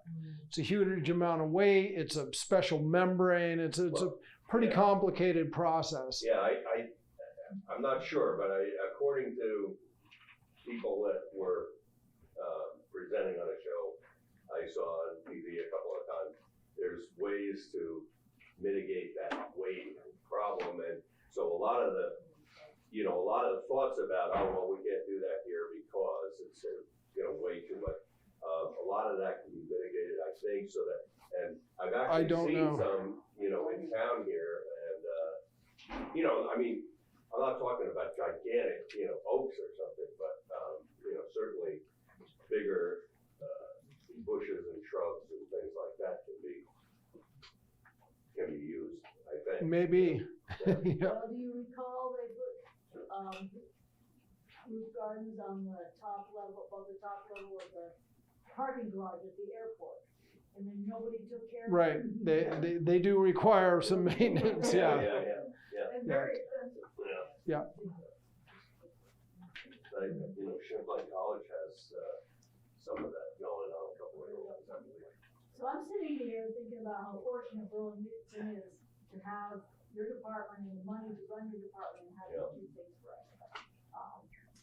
And that's great, it's terrific. I live in Winooski, it's a different issue. And I'm really making me so scared. Winooski's gonna redo the whole of Main Street from the roundabout up to the Colchester line, and I am scared to death about what they're gonna do about plantings, because they're just Yep. gonna waste a lot of Yeah, money. they're putting the buildings like right up, like Well, 5 feet that's from the another road. issue. I just got word yesterday, and I hope this happens, but I got a call from the director of the Urban and Community Forestry Program for the state, and I've known her a number of years. And That's a state of Vermont. yeah, and she said that the governor's current budget has a bunch of money in there for tree planting as part of the state's climate action plan or whatever. So if that comes through, communities like Winooski that are doing these urban redos, there might be a lot of money available in the form of grants that aren't even going to be matching grants to pull off some of that work. Yeah, you got to plant them properly and you got to care for them. That's the key. I mean, you can plant all you want, but if you don't have the follow-up maintenance, and that's why I came into this job very fortunate that my predecessor, when he started here 37 years ago, it was him. There was no crew, there was barely any, and he built this department from the ground up, and following the ice storm of 98 is when citizens realized, holy mackerel, our canopy means something and we got to take care of it. And that's when you all voted to support this dedicated tax. And so with the reappraisals that just happened, I just learned that we're getting an influx of money to our budget. And my supervisor's like, you got to think about how you're going to spend that money. I said, don't worry, I got it covered. You get 50% of the trees you plant every year, you get from the branch out. Right, and the rest we purchase, and yeah, but we get the most for our dollar. And the other thing I want to tell you is, between the trees that come from the nursery and the trees that we're planting bare root, because we track this in our inventory, we have a 99% success rate. Wow. We lose almost no trees, and we lose, half a dozen a year to vandalism, quite honestly. These drunk college students pull them out of the ground. Or we had one get run over on North Ave. Well, I came in on a Sunday night, a guy ran off the road, hit a telephone pole, sheared it off. On the way through, took out one of the trees we planted last fall. I was so mad. I'm like, I don't care about the telephone pole. I hope the guy's all right, but he killed our tree. I was pissed. Talk to Sarah George. A lot of those guys have to do community work service, Right. probation. As a resident, can we request that you analyze the green space in front of our houses for trees? Yeah, I get calls all the time from residents saying, I'm worried about the tree in front of my house. Can you take a look? We don't Or have any. okay, where do you live? We're in Ward 6 on South Union, and we're on the utility side. I may be marking there. Did you get a notice in the mail that you're getting a tree planted? No, we live right near where mine does, but. Okay, so where on South there's Union? no between Maple and King. I'm gonna write it down. I don't have a The pen. utilities are on your side. Yeah. Above- Between Maple and Maple King. Just before Edmund School. That Oh, whole we- block, We may be putting a few trees in there. Yeah, 'cause There, it's that green belt is really narrow. Yeah, And that, yeah, there's some areas that it's kind of on the cusp. I mean, it's Yeah. like really narrow. Yeah, It we might- were told that before. Yeah. But I just. it's really tough to grow anything, even the smaller stature trees, in such a limited soil volume. Oh, we did put trees in the yard.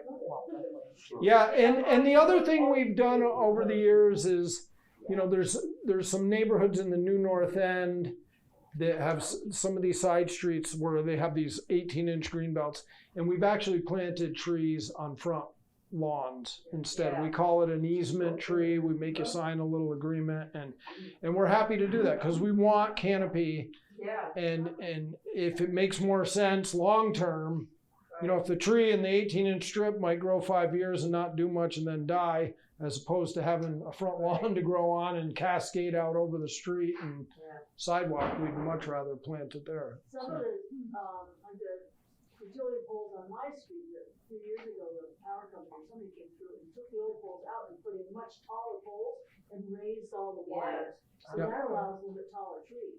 Could, yeah. Yep. Which was kind of nice, actually. How many trees do you think Burlington could support? You know, it's funny, back a number of years ago, the city did a climate action plan, and it stated in there, we'd like to have a urban tree canopy coverage of 50%. And I don't know if they stated a year. I mean, we're looking to increase. We will run out of spaces, available open spaces in the green belts, because you want to allow these things to have space between them to grow.